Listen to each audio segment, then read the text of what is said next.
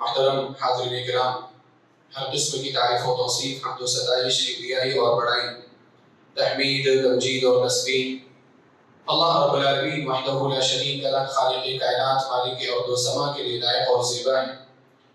درود اور سلام نازل ہو اس دنیا فانی کی طرف بھیجے گئے تمام انبیاء اور رسول پر بالعموم، اور بالخصوص ہمارے نبی جناب محمد رسول اللہ صلی اللہ علیہ وسلم پر اللہم صلی وسلم مبارک علیہ۔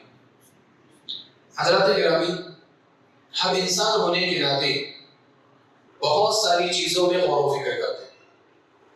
ہم انسان ہونے کے ناطے سب سے پہلے اپنے مستقبل اور اپنے معاش کی فکر کرتے ہیں کہ ہمارا مستقبل ٹھیک ٹھاک ہے یا نہیں، ہمارا فیوچر اجالے والا، روشنی والا ہے یا نہیں، ہم کیا کمائیں گے، کیا کھائیں گے، ہمارے بچے کیسے زندگی گزاریں گے، سب سے پہلی فکر ہماری یہ رہتی ہے۔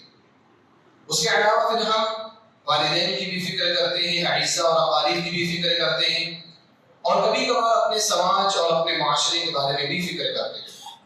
اسی طرح سے ہمارے یہاں ان چیزوں کے بارے میں بھی زیادہ فکر مندی کا مظاہرہ کیا جاتا ہے جن کے بارے میں اگر ہم فکر مندی نہ بھی کریں تو کوئی حرج کی بات نہیں۔ مثال کے طور پر سیاسی مسائل میں بہت زیادہ فکر مندی کا مظاہرہ کیا جاتا ہے کہ اب ایسا ہونے والا ہے، کل کیسا ہوگا، پرسوں کیسا ہوگا، حالات کیسے ہوں گے، اس کے بارے میں تقریباً ہر مجلس میں ڈسکشن ہو۔ کوئی بھی مجلس اس طرح کی گفتگو سے خالی نہیں ہو۔ الغرض یہ کہ ہم بہت ساری دنیا کی ان چیزوں کے بارے میں بھی غور و فکر کرتے ہیں جو ہمارے فائدے والی ہیں، اور ان چیزوں کے بارے میں بھی غور و فکر کرتے ہیں جن سے ذرہ برابر ہمیں کوئی بھی فائدہ نہیں۔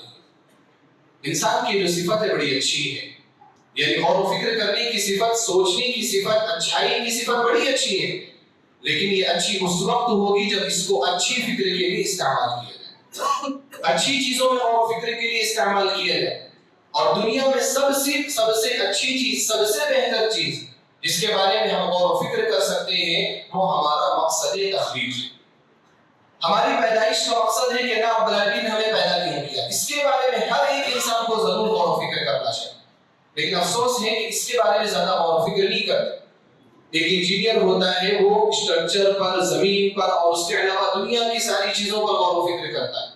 ایک ڈاکٹر رہتا ہے، وہ چھوٹے چھوٹے کیڑے مکوڑوں پر اور پودوں پر، نباتات پر، دنیا کی ہر چیز پر غور و فکر کرتا ہے، اور پوری زندگی اسی پر گزار دینے کے لیے تیار ہے، لیکن وہ کبھی بھی یہ نہیں سوچتا کہ اللہ نے مجھے کیوں پیدا کیا۔ وہ ایک چھوٹے سے کیڑے کو اٹھاتا ہے جو نالی کا کیڑا ہے، اس کو اٹھاتا ہے اور اس کو اپنی دوربین میں ڈالتا ہے، لینس میں ڈالتا ہے، اس کو غور سے دیکھتا ہے کہ اس کے اندر اللہ تعالیٰ نے کیا ایسی چیز پیدا کی، اس سے ہم کیا فائدہ اٹھا سکتے ہیں، یہ ہمارے لیے کتنا نقصان دہ ہے۔ وائرس کووڈ-19 کا جو وائرس آیا وہ تو ہمیں دکھتا بھی نہیں، وہ ویزیبل بھی نہیں ہے، یعنی انسان کی اگر حقیقی نگاہوں سے دیکھا جائے وہ نہیں دکھتا، لیکن ڈاکٹر اس کو بھی دیکھ رہا ہے اور اس کے بھی فوائد اور نقصانات پر غور و فکر کرتا ہے، ریسرچ کرتا ہے اور دنیا کے سامنے اپنی تحقیق پیش کرنے کی کوشش کرتا ہے۔ یعنی چھوٹی چیز پر ہم غور و فکر کر رہے ہیں، لیکن ان ساری چیزوں کو چھوڑ کر کبھی ہم اپنے مقصد تخلیق پر غور و فکر نہیں کرتے کہ اللہ رب العالمین ہمیں پیدا کیوں کیا ہے۔ بھائی اگر آپ یہ مانتے ہیں کہ دنیا کی ہر چیز ایک مقصد کے تحت ہے، ایک فائدے کے تحت ہے، تو ہماری زندگی اتنی کروڑوں کی انسانیت جو ایک زمانے سے چلتی چلی آ رہی ہے اور قیامت تک یہ انسان رہیں گے، اور یہی انسان بیس ہے، اصل ہے، بنیاد ہے، یہ بے مقصد پیدا کیے جائیں گے۔ ایسا کیسے ہو سکتا ہے؟ ایسا آپ یہاں پر کیسے گوارا کر لیتی ہے کہ ہم سب کی پیدائش بے مقصد ہو سکتی؟ حالانکہ آپ ایک نباتات کو آپ دیکھیں، ایک نباتات اس کا کوئی نہ کوئی فائدہ، نباتات یعنی جو گھاس پھوس جو ہے، بہت سارے نباتات ایسے ہیں جن کو ہم کھانے کے لیے استعمال کرتے ہیں، بہت سارے نباتات ایسے ہیں جن کو ہم زینت کے لیے استعمال کرتے ہیں، ان کو کھا نہیں سکتے، بہت سارے نباتات ایسے ہیں جو ہمارے ایٹماسفیئر کو، جو ہمارے ماحول کو اور ہماری ہوا کو صاف کرنے کا کام کرتے ہیں۔ یعنی کوئی بھی گھاس وہ بے مقصد نہیں۔ کچھ گھاس کو ہم ایسا سمجھتے ہیں کہ وہ بے مقصد، لیکن وہ بھی بے مقصد نہیں، وہ بھی ہماری زندگی کے لیے، ہماری زمین کے لیے ضروری ہے۔ ایک چھوٹا سا مچھر جو ہے، اس مچھر کو بھی کبھی کبھار ہم یہ سمجھتے ہیں کہ یہ بے مقصد، یہ بھی بے مقصد نہیں، اس کے بھی بہت سارے فوائد ہیں۔ آپ اطباء کے پاس جائیں وہ آپ کو بے شمار اس کے فوائد ذکر کریں گے، اور ہمارے نظر میں اگر کوئی فائدہ سمجھ میں نہ آنے والا ہو اور بس یہی فائدہ ہو کہ یہ بہت سارے کیڑے مکوڑوں کی خوراک بنتا ہے اور وہ کیڑے مکوڑے دوسروں کی خوراک بنتے ہیں اور وہ جانور ہماری خوراک بنتے ہیں، تو یہ مقصد بھی ہمارے لیے بہت بہترین ہے۔ یعنی کہنے کی بات یہ ہے کہ دنیا کے اندر کوئی بھی چیز بے مقصد نہیں ہے. جب دنیا کے اندر کوئی بھی چیز بے مقصد نہیں ہے تو ہماری تخلیق بے مقصد کیسے ہو سکتی ہے؟ تو انسان کو یہ طے کرنا چاہیے کہ ہمیں اللہ رب العالمین نے ایک بہترین مقصد کے تحت بنایا ہے، وہ مقصد کیا ہے؟ اب جب یہ سوال ہم اپنے ذہن سے کرتے ہیں، ہمارا ذہن جواب کیا دیتا ہے؟ ہمارا ذہن جواب یہ دیتا ہے کہ نہیں، دیکھو آپ، ہم ایک زمانے سے دیکھتے آ رہے ہیں، لوگ مر رہے ہیں، لوگ جی رہے ہیں. جو مرتے ہیں ہم ان کو غسل دیتے ہیں، ان کو کفن دیتے ہیں اور ان کو دفن کر کے آ جاتے ہیں، پھر ان کا نام و نشان ختم ہو جاتا ہے، پھر ہم ایسے ہی زندگی گزارتے ہیں. یعنی ایک طریقہ ایک چل رہا ہے، سائیکل یہ چل رہا ہے، اور اسی سائیکل کے تحت دنیا چلتی چلی جائے گی، کوئی خاص مقصد نہیں. سب سے پہلے خیال یہی آتا ہے، اور یہ شیطانی خیال ہوتا ہے. شیطان آپ کو یہی سوچ دلاتا ہے کہ آپ کے پیدائش کا کوئی مقصد نہیں. اور اگر آپ قرآن کریم سے پوچھیں، اللہ سبحانہ و تعالیٰ کے کلام سے پوچھیں کہ یہ مقصد جس کو ہم مقصد سمجھ رہے ہیں کہ یہ مقصد ہے، تو اللہ سبحانہ و تعالیٰ کہتا ہے کہ یہ مقصد ہو سکتا ہے لیکن کافروں کا ہو سکتا ہے، اہل ایمان کا نہیں ہو سکتا. اللہ نے فرمایا سورہ محمد کے اندر والذین کفروا یتمتعون ویأکلون کما تأکل الانعام والنار مثوی لهم، کہ جو لوگ کافر ہیں وہ اس دنیا میں نہ صرف کھانے پینے کے لیے زندگی گزار رہے ہیں، ویتمتعون صرف فائدے کے لیے زندگی گزار رہے ہیں، ویأکلون کما تأکل الانعام، اور جس طرح سے یہ جانور، جس طرح سے یہ چرند پرند اس دنیا کے اندر کھا پی رہے ہیں، اسی طرح سے یہ بھی کھا پی رہے ہیں. والنار مثوی لهم، یہ دنیا کے اندر ایسی زندگی گزاریں گے، آخرت میں ان کا ٹھکانہ کیا ہوگا؟ جہنم ہوگا. لہذا اگر ہم اور آپ یہ سوچتے ہیں کہ ہمیں صرف کھانے پینے کے لیے، بزنس کرنے کے لیے، محنت مزدوری کرنے کے لیے، پیسے کمانے کے لیے، اپنی جائیداد کو اور اپنی مال و اولاد کو اور اپنی نسل کو بڑھانے کے لیے پیدا کیا ہے، تو اگر یہ سوچ ہے تو یہ کافروں کی سوچ ہے، یہ مومنوں کی سوچ کبھی بھی نہیں ہو سکتی. مومنوں کی سوچ کیا ہوگی اور ہماری پیدائش کا اصل مقصد کیا ہوگا؟ اس سوال کا جواب اس ذات کے علاوہ کوئی بھی بہتر انداز میں نہیں دے سکتا جس نے ہمیں پیدا کیا. ہم اور آپ مختلف اسباب ذکر کریں گے، مختلف مقاصد ذکر کریں گے، لیکن جس نے ہمیں پیدا کیا ہے اس سے بہتر بات کوئی بھی نہیں بتا سکتا. آئیے دیکھتے ہیں کہ اللہ سبحانہ و تعالیٰ نے ہماری پیدائش کا مقصد کیا ذکر کیا. اور اس سے پہلے یہ جاننا بھی ضروری ہے کہ جو لوگ یہ سمجھتے ہیں کہ ہم صرف بیکار پیدا کیے گئے، اللہ رب العالمین نے ان کی مذمت بیان کی. ان کو بڑے سخت الفاظ میں آپ کی اللہ نے فرمایا افحسبتم انما خلقناکم عبثا وانکم الینا لا ترجعون، اے لوگوں کیا تم نے ایسا سمجھ لیا ہے کہ ہم نے تمہیں بیکار پیدا کیا؟ کیا تم نے ایسا گمان کر رکھا ہے کہ تم ہماری طرف لوٹائے نہیں جاؤ گے؟ اللہ نے یہ بھی فرمایا کہ ایحسب الانسان ان یترک سدی، کیا انسان نے یہ سمجھ لیا ہے کہ اس کو بیکار چھوڑ دیا جائے گا؟ اگر وہ یہ سمجھ لیا ہے تو اس پر غور کرے. الم یکن نطفۃ من منی یمنی، کیا وہ ایک نطفے کی شکل میں نہیں تھا جو رحم مادر میں ٹپکایا گیا تھا؟ پھر اللہ رب العالمین نے اس نطفے سے اس کی پیدائش کی، اچھے انداز میں پیدا کیا، خوبصورت بنایا، حسین بنایا، شکل و صورت والا بنایا. تو اللہ سبحانہ و تعالیٰ اگر آپ کو ایک نطفے سے پیدا کر رہا ہے تو کیا آپ کو بیکار کام کے لیے پیدا کیا؟ تو جو لوگ بھی یہ سمجھتے ہیں کہ بیکار پیدا کیے، اللہ تعالیٰ نے ان کی مذمت بیان کی اور ان کو آڑے ہاتھوں لیا اور ان کے خلاف سخت الفاظ اللہ سبحانہ و تعالیٰ نے استعمال کیے. اور پھر اللہ رب العالمین نے مقصد بتایا کہ ہم نے تمہیں پیدا کیوں کیا. اور یہ مقصد، اس مقصد کی وضاحت اللہ رب العالمین نے انسانوں کی پیدائش کے وقت ہی کر دی. سورہ بقرہ میں اللہ تعالیٰ نے فرمایا وَإِذْ قَالَ رَبُّكَ لِلْمَلَائِكَةِ، کہ جب اللہ رب العالمین انسانوں کو پیدا کرنے والا تھا تو اللہ تعالیٰ نے انسانوں کے پیدا کرنے کی بات فرشتوں کے ساتھ شیئر کی. ان کو بتایا کہ میں ایک انسان پیدا کرنے والا ہوں. مشورہ لینے کے لیے نہیں، اللہ تعالیٰ کو مشورے کی ضرورت نہیں. فرشتوں کو بتانے کے لیے کہ میں ایک مخلوق پیدا کرنے والا ہوں. وَإِذْ قَالَ رَبُّكَ لِلْمَلَائِكَةِ، اللہ نے فرمایا، یاد کرو اس وقت کو، غور کرو اس وقت پر جب آپ کے رب نے فرشتوں سے کہا تھا انی جاعل فی الارض خلیفہ، کہ میں زمین میں ایک ایسی نسل پیدا کرنے والا ہوں جو نسل در نسل قیامت تک چلے. خلیفہ کا معنی یہی ہے کہ وہ قیامت تک آئیں گے، یعنی ہم ایک دوسرے کے جانشین ہوں. ہم اپنے آبا اور اجداد کے جانشین ہوئے، ہماری آنے والی اولاد ہماری جانشین ہوئی. خلیفہ کا مطلب یہ نہیں کہ ہم اللہ کے جانشین ہیں، غلط ترجمہ ہے، غلط تفسیر جو بعض تحریکیوں کی جانب سے کیا جاتا ہے کہ خلیفہ کا مطلب یہ ہے کہ ہم اللہ کے جانشین ہیں. آپ کو معلوم ہے جانشین کس کو کہتے ہیں؟ جانشین اس کو کہتے ہیں جو شخص منصب پر آتا ہے، عہدے پر آتا ہے کسی ایسے شخص کے بعد جب وہ شخص موجود نہیں ہوتا. اللہ کے رسول صلی اللہ علیہ وسلم کی جب وفات ہوئی، ابو بکر صدیق رضی اللہ تعالیٰ عنہ کیا بنے؟ سب سے پہلے خلیفہ بنے.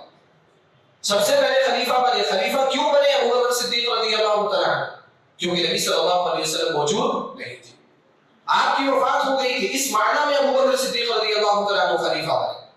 تو جب کوئی ذات، اہم ذات، اصل ذات موجود نہیں رہتی، اس کے عدم موجودگی میں اگر کوئی شخص کاروبار کو سنبھالتا ہے، ذمہ داریوں کو سنبھالتا ہے، اس کو خلیفہ کہتے ہیں. لہذا ہم انسان اللہ کے خلیفہ نہیں ہیں، ہم ایک دوسرے کے خلیفہ ہیں، ہم ایک دوسرے کے جانشین.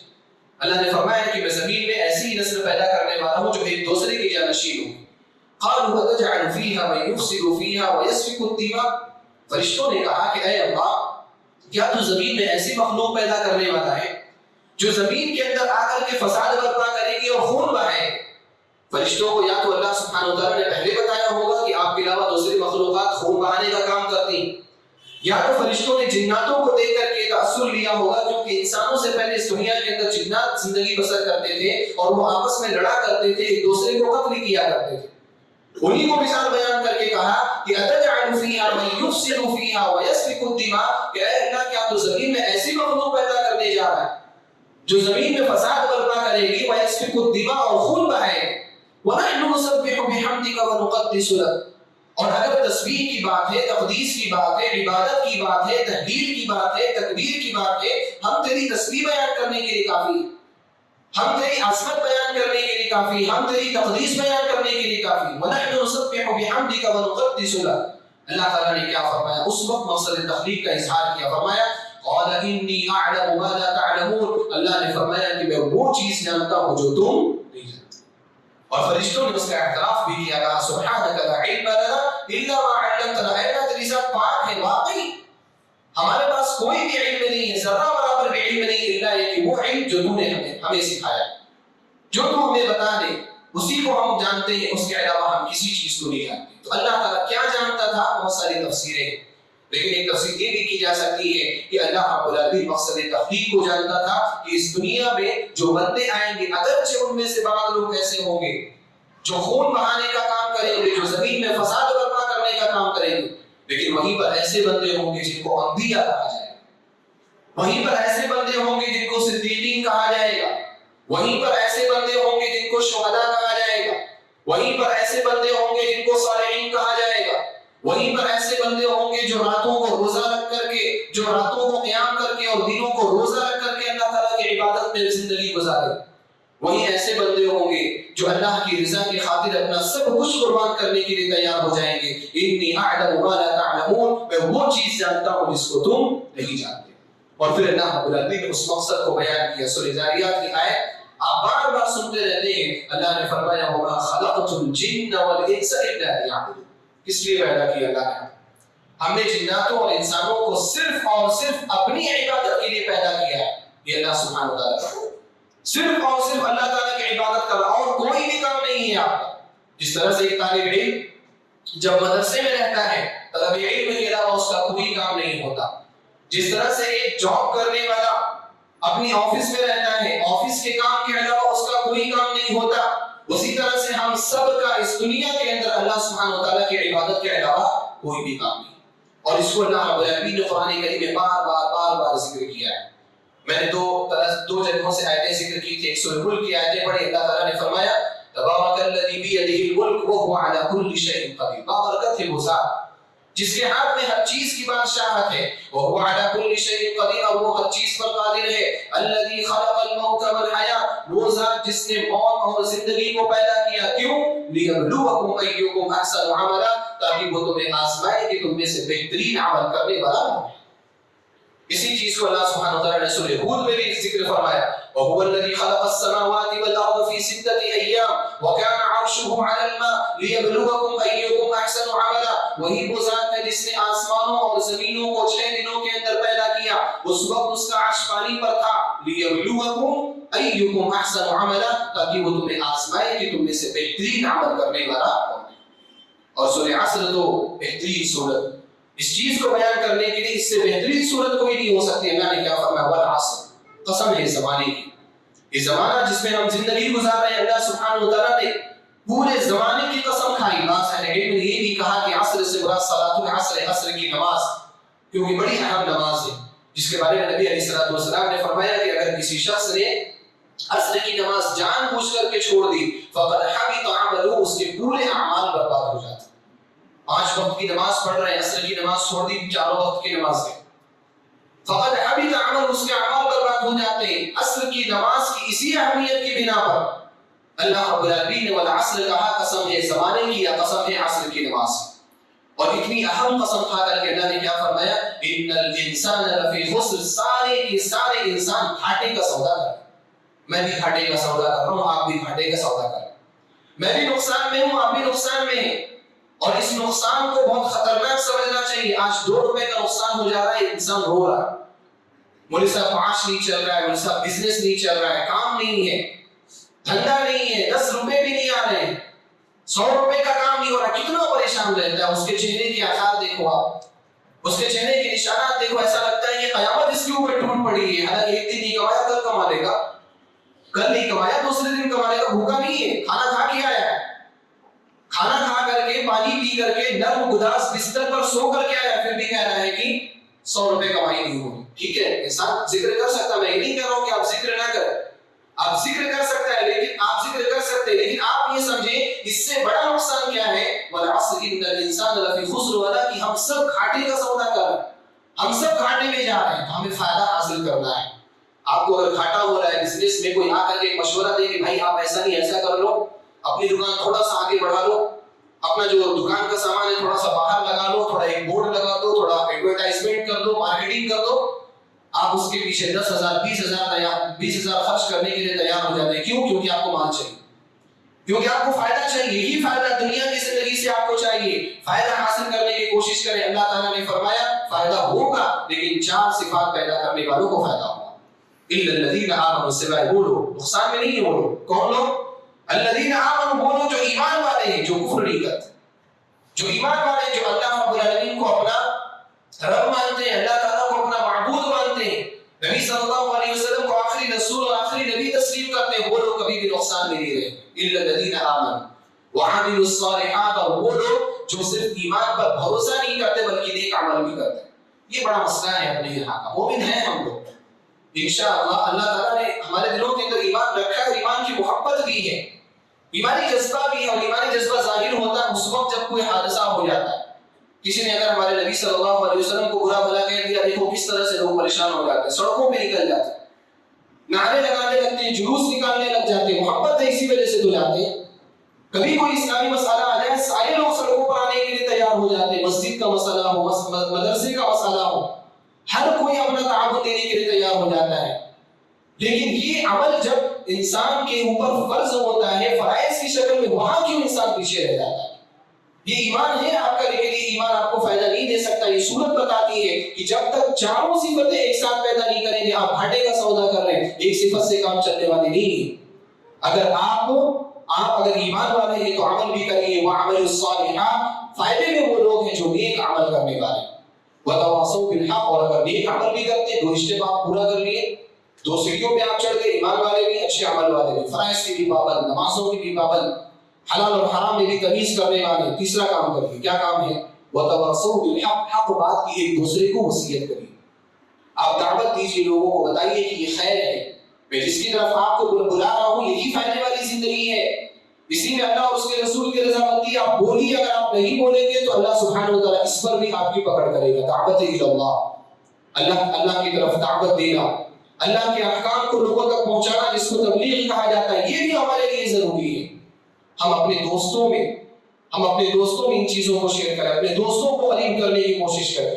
ہمارے یہاں اکثر و بیشتر لوگوں کے دوست ہیں، اور اکثر و بیشتر لوگوں کے کچھ نہ کچھ دوست ایسے ہیں جو راہ راستے سے ہٹے ہوئے، لیکن ہم مجال ہیں کہ کبھی ان کو ایک جملہ بھی کہہ دیں اسلام کے لیے، کبھی مجال ہے کہ ان کو نماز پڑھنے کے لیے آنے کے لیے کہہ دیں. آپ یاد رکھیں، اگر آپ نماز پڑھ رہے ہیں، اپنے دوست کی مجلس آپ چھوڑ کر کے آئے ہیں، اور اپنے دوست کو آپ نے ایک مرتبہ نہیں کہا کہ چلے نماز پڑھ لیں، اللہ کی قسم اللہ رب العالمین آپ کی کل قیامت کے دن پکڑ کرے گا. اللہ سبحانہ وتعالیٰ آپ سے سوال کرے گا، وہ دوست گمراہ تھا، اس کو آپ نے کہا کیوں نہیں؟ آپ پکڑ کے مت لائیے، زبردستی مت کریے. ایک بار کہہ دیجئے بھائی نماز کا وقت ہو رہا ہے، میں جا رہا ہوں، آپ بھی آ جائیں. آتا ہے تو ٹھیک، نہیں آتا ہے تو کم سے کم آپ اپنی ذمہ داری سے تو بری ہو گئے. آپ نے کہہ تو دیا، اللہ تعالیٰ کے سامنے عذر پیش کر سکتے ہیں کہ اللہ میں نے کہا تھا وہ آیا نہیں، آپ پیش کر سکتے ہیں. لیکن اگر آپ نے کہا ہی نہیں تو وتواصوا بالحق، حق بات کی ایک دوسرے کو وصیت کرنا۔ چوتھی چیز وتواصوا بالصبر، اور آپس میں ایک دوسرے کو صبر کی تلقین کرنا ہے۔ یہ دنیا آسان نہیں ہے، یہ دنیا محنتوں والی ہے، آزمائشوں والی ہے، مصیبتوں والی ہے، مشقتوں والی ہے، تکلیفوں والی ہے۔ ہر وقت آپ کو تکلیف رہے گی، کبھی دینی تکلیف کا شکار ہوں گے، کبھی گھریلو تکلیف کا شکار ہوں گے، کبھی مالی تکلیف کا شکار ہوں گے، کبھی رشتہ داروں کی تکلیف کا شکار ہوں گے، کبھی موت و حیات سے تکلیف کا شکار ہوں گے۔ ہر موڑ پر تکلیف ہے۔ ایک دوسرے کو صبر کی وصیت کرنا ہے، اور خاص طور پر دعوت اللہ میں بھی تکلیف ہے۔ نبی صلی اللہ علیہ وسلم نے کتنی تکلیفیں اٹھائیں، اگر صبر نہیں ہے تو آپ دعوت کا کام نہیں کر سکتے۔ یہ چار صفتیں آپ پیدا کریں گے، آپ کی زندگی کا مقصد ہے، اور یہ ایک ایسی صورت ہے۔ ابو مزینہ رضی اللہ عنہ بیان فرماتے ہیں، امام طبرانی رحمہ اللہ نے اپنی کتاب المعجم الاوسط میں اس حدیث کو ذکر کیا ہے۔ آپ فرماتے ہیں کہ جب بھی نبی صلی اللہ علیہ وسلم کے صحابہ میں کوئی دو صحابی آپس میں ملاقات کرتے، جب تک ایک دوسرے کو یہ سورت نہیں سنا دیتے وہ لوگ جدا نہیں ہوتے۔ سورت سناتے تھے ایمان کی تازگی کے لیے، ایمان کو زندہ کرنے کے لیے، ایمان کو اپڈیٹ کرنے کے لیے سورت سناتے تھے، کیونکہ یہ سورت ہمیں ہماری مقصد زندگی کی یاد دلاتی ہے۔ ہم اور آپ کیوں پیدا کیے سورت یہ بتاتے ہیں۔ امام شافعی رحمہ اللہ نے کیا فرمایا؟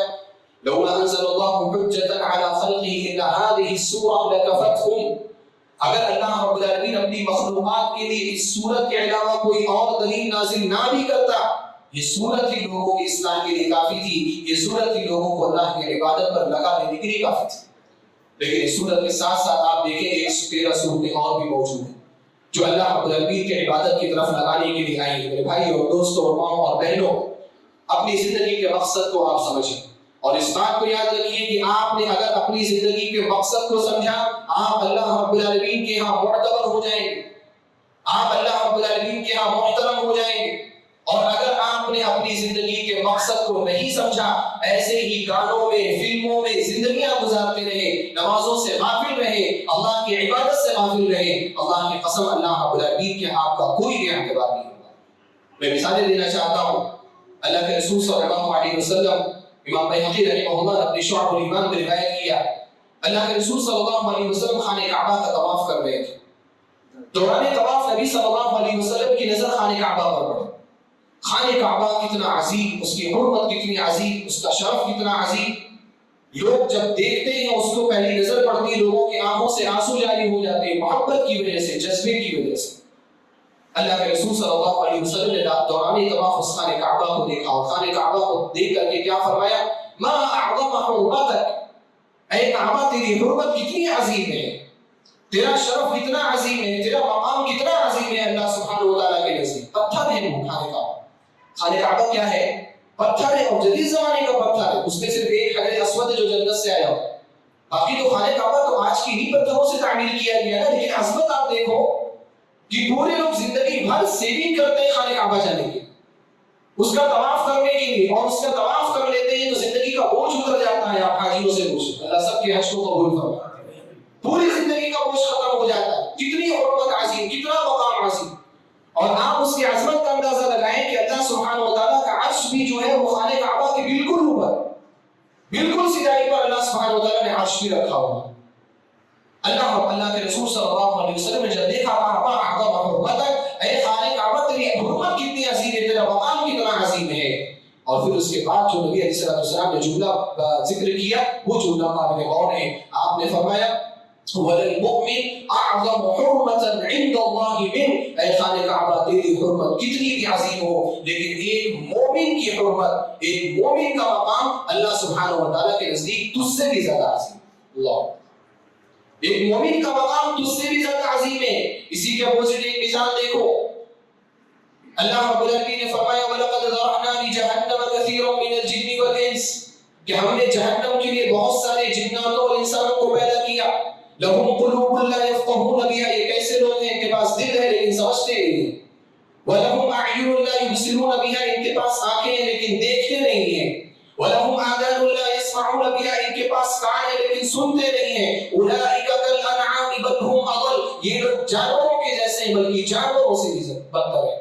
وَأُولَٰئِكَ هُمُ الْغَافِلُونَ، اور ایسے لوگ غافل ہیں۔ دونوں کو کمپیئر کرو آپ، ایک طرف کیا کہا جا رہا ہے کہ اے مومن تیری حرمت، تیرا مقام خانہ کعبہ سے بھی زیادہ عظیم، ایک طرف کچھ انسانوں کو کیا کہا جا رہا ہے کہ جانور بلکہ جانوروں سے بھی زیادہ بدتر. ایک اور مثال وجہ بتاؤں گا, ایک اور مثال آپ سامنے رکھیں.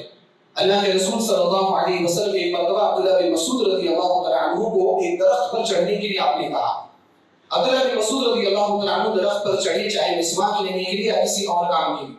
جب عبداللہ بن مسعود رضی اللہ تعالیٰ عنہ اس درخت پر چڑھے تو آپ بالکل دبلے پتلے تھے اور آپ کی ٹانگیں بالکل پتلی پتلی تھی, آپ کی بھیڑیاں پتلی تھی. جب آپ اوپر چڑھے تیز ہوا چلی اور ایسا لگتا تھا کہ عبداللہ بن مسعود رضی اللہ تعالیٰ عنہ اب گرے تب گرے. صحابہ کرام کو دیکھ کر کے ہنسی آ گئی, ٹانگیں بالکل پتلی پتلی. صحابہ کرام کو دیکھ کر کے ہنسی آ گئی. صحابہ کرام سے نبی علیہ السلام نے پوچھا لما تضحكون, کیوں ہنس رہے ہو تم؟ پتہ چلا کہ عبداللہ بن مسعود رضی اللہ تعالیٰ عنہ کی ٹانگوں کے پتلے ہونے کو دیکھ کر کے ہنس رہے ہیں. نبی صلی اللہ علیہ وسلم نے فرمایا لرجل عبد اللہ اثقل فی المیزان یوم القیامۃ من جبل احد. یہ عبداللہ بن مسعود رضی اللہ تعالیٰ عنہ کی ٹانگیں کل قیامت کے دن میزان پر احد پہاڑ سے بھی زیادہ بھاری ہوں.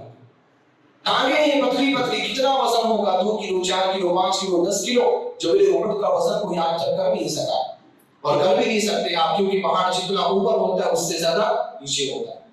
آپ کتنا اندازہ لگائیں گے؟ جبل احد سے بھی زیادہ ان کی پنڈلیاں بھاری ہوں گی. اور اسی کے بالمقابل دوسری مثال جو میں ذکر کر رہا ہوں, اللہ کے رسول صلی اللہ علیہ وسلم نے فرمایا, بخاری مسلم کی روایت ہے, انه لياتي الرجل العظيم السمين يوم القيامه. کل قیامت کے دن ایک بڑا موٹا تگڑا آدمی آئے, بہت ہی ہٹا کٹا آدمی آئے گا کل قیامت کے دن. آپ علیہ الصلوۃ والسلام نے فرمایا لا يزن عند الله جناح بعوضہ, وہ موٹا ہوگا تگڑا ہوگا لیکن اللہ رب العالمین کے نزدیک مچھر کے پر کے برابر بھی اس کی حیثیت نہیں ہے. اللہ نے فرمایا ولا نقیم له يوم القيامة وزنا. کچھ کفار ایسے ہوں گے, کچھ لوگ ایسے ہوں گے کل قیامت کے دن ان کا کوئی بھی وزن نہیں رکھیں گے, کوئی وزن نہیں ہوگا. مچھر کے پر کی حیثیت کیا ہے؟ اس سے بھی گیا گزرا یہ انسان. دیکھنے میں تو بڑا اچھا ہے, موٹا ہے, ہٹا کٹا ہے. 2 طرح کی مثالیں, میں نے 2 مثالیں آپ کے سامنے رکھی. ان مثالوں میں ایک طرف مومن کی عظمت کو اس طرح سے بیان کیا گیا, کافر کو جانور یا جانور سے بدتر کہا گیا. عبداللہ بن مسعود رضی اللہ تعالیٰ عنہ کی پنڈلیوں کو احد پہاڑ سے بھی زیادہ بھاری قرار دیا گیا. اس آدمی کو موٹا ہونے, ہٹا کٹا ہونے کے باوجود آپ علیہ الصلوۃ والسلام نے فرمایا کہ اللہ سبحانہ و تعالیٰ کے اس کا کوئی بھی وزن نہیں. فرق کیا ہے میرے بھائی اور دوستو؟ اس فرق کو سمجھنے کی ضرورت ہے. یہ فرق ہے زندگی کے مقصد کو سمجھنے کا اور زندگی کے مقصد کو نہ سمجھنے کا. جو زندگی کے مقصد کو سمجھا وہ اللہ رب العالمین کے نزدیک کعبہ سے بھی زیادہ معظم. جو زندگی کے مقصد کو نہیں سمجھا وہ اللہ سبحانہ وتعالیٰ کے نزدیک جانور یا جانور سے بھی زیادہ بدتر. جو زندگی کے مقصد کو سمجھتا ہے اس کا وزن میزان پر احد پہاڑ سے بھی زیادہ بھاری. جو زندگی کے مقصد کو نہیں سمجھتا ہے ہٹا کٹا موٹا ہونے کے باوجود مچھر کے پر کے برابر بھی حیثیت دی. لہذا ضرورت ہے کہ ہم آپ اپنی زندگی کے مقصد کو سمجھیں. یہ اس مسجد میں ہونے والا پہلا خطبہ ہے, اسی وجہ سے میں نے مناسب سمجھا کہ پہلا خطبہ ہونے کے لحاظ سے, مناسبت کے لحاظ سے ہم اس پر غور کریں کہ ہم پیدا کیوں کیے گئے. اس مسجد کے اندر ہماری پیدائش ہو رہی ہے, سمجھ لیجیے آپ. ہم پہلا قدم رکھ رہے ہیں, پہلا خطبہ آپ سن رہے ہیں, لیکن اس پہلے خطبے میں ہمیں اپنے ذہن میں پھر سے وہ سارے دروس ریوائز کرنے ہیں. اللہ تعالیٰ نے ہمیں پیدا کیوں کیا؟ تاکہ یہ مسجد جب تک قائم رہے, جتنی مسجدیں دنیا کے اندر قائم رہے, کوئی بھی مسجد ہماری عبادت سے خالی نہ رہے. یہ مقصد ہے اور اسی مقصد کو سمجھنے کی ضرورت ہے. محترم حاضرین, دیکھیں مقصد تو ہم سمجھیں اور اس مقصد کو سمجھنا بھی ہے, لیکن یہ مقصد سمجھنے کے باوجود بھی ایسا ہے کہ نہیں سمجھا گیا. یہ مقصد کوئی نیا مقصد نہیں ہے. آپ نے جب سے ہوش سنبھالا ہے تو اسی آیت آپ کو سنائی جا رہی ہے وَمَا خَلَقْتُ الْجِنَّ وَالْإِنسَ إِلَّا لِيَعْبُدُونِ. ہر خطبے میں, تقریباً ہر خطبے میں اگر ایوریج آپ نکالیں گے, ہر خطبے میں آپ کو وَمَا خَلَقْتُ الْجِنَّ وَالْإِنسَ إِلَّا لِيَعْبُدُونِ والی آیت سنائی جاتی ہے.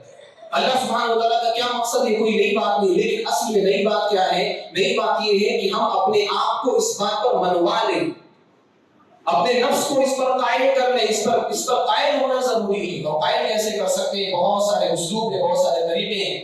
وقت ختم ہو رہا ہے, میں مختصر طور پر 1-2 چیز ذکر کر کے ختم کروں گا. اس نفس کو منوانے کے سب سے پہلی چیز یہ ہے کہ آپ دنیا میں غور و فکر کرو, اپنی تخلیق پر غور و فکر کرو. اللہ نے کیا فرمایا؟ وفی انفسکم, ہماری نشانیاں تمہارے اندر بھی ہیں. افلا تبصرون, تم کیوں نہیں دیکھتے؟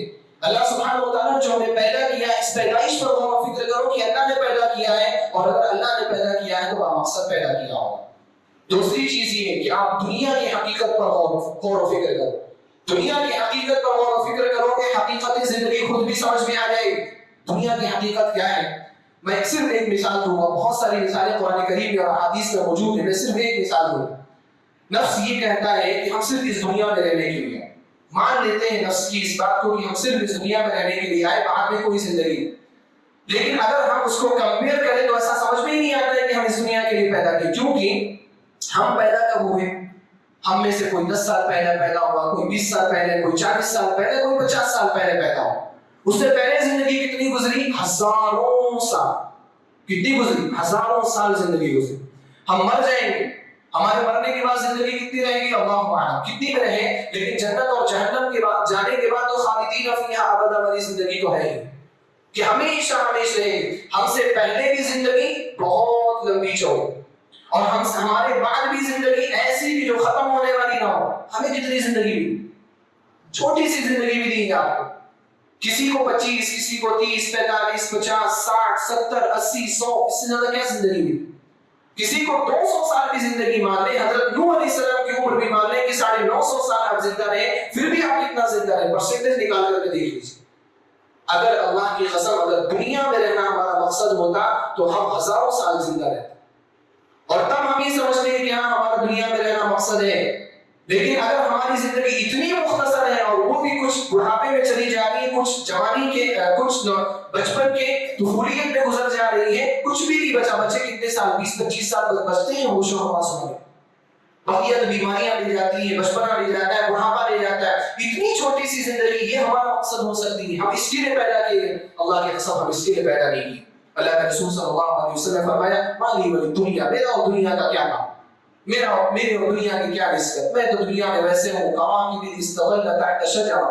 ایک سوار آدمی ہے جو سفر کر رہا ہے، سفر کرتے کرتے اس کو تھکان لاحق ہوئی، ایک درخت اس کو دکھا، درخت کا سایہ اچھا دکھا، اس کے نیچے وہ بیٹھ گیا، تھوڑی دیر آرام کیا اور پھر اس کے بعد اپنے سواری پر بیٹھا نکل گیا۔ یہ ہماری زندگی، ہم درخت کی سائے میں بیٹھ کر کے تھوڑی وقت کے لیے زندگی گزارے اور اس کے بعد ہم نکل گئے، یہ ہماری زندگی۔ اور اتنی مختصر سی زندگی اللہ کی قسم کبھی بھی ہمارا مقصد نہیں ہو سکتی۔ لہذا اپنے ذہن کو بنوانے کی ضرورت ہے، اپنے آپ کو بنوانے کی ضرورت ہے، اپنے نفس کو اللہ رب العالمین کی عبادت پر لگانے کی ضرورت ہے۔ اللہ سبحانہ وتعالیٰ سے میں دعا گو ہوں الہ العالمین تو ہم سب کو حقیقت زندگی کو سمجھنے کی توفیق عطا فرما، الہ العالمین تو ہم سب کو مقصد تخلیق کو سمجھنے کی توفیق عطا فرما، پیدائش کے مقصد کو سمجھنے کی توفیق عطا فرما، الہ العالمین تو ہمارے دلوں میں عبادت کی محبت پیدا فرما دے، الہ العالمین تو ہمارے دلوں میں اپنی اور اللہ اور اس کے رسول کی اطاعت کی محبت پیدا فرما دے، الہ العالمین تو ہم سب کو زیادہ سے زیادہ عبادات کرنے کی توفیق عطا فرما، الہ العالمین تو ہم سب کی عبادات کو شرف قبولیت عطا فرما، الہ العالمین جو لوگ بیمار ہیں ان کو شفایابی عطا فرما، جو مقروض ہیں ان کے قرض کی ادائیگی میں ان کی مدد فرما، جو معاشی طور پر پریشان ہیں الہ العالمین تو ان کی پریشانیوں کو دور فرما، جو اس دنیا سے جا چکے اہل توحید ہیں ان کی مغفرت فرما، ان کی قبروں کو منور فرما، ان کو جنت الفردوس میں جگہ عطا فرما، اور جب ہمارا خاتمہ ہو لا الہ الا اللہ محمد رسول اللہ ہو، آمین، وآخر دعوانا الحمد للہ رب العالمین۔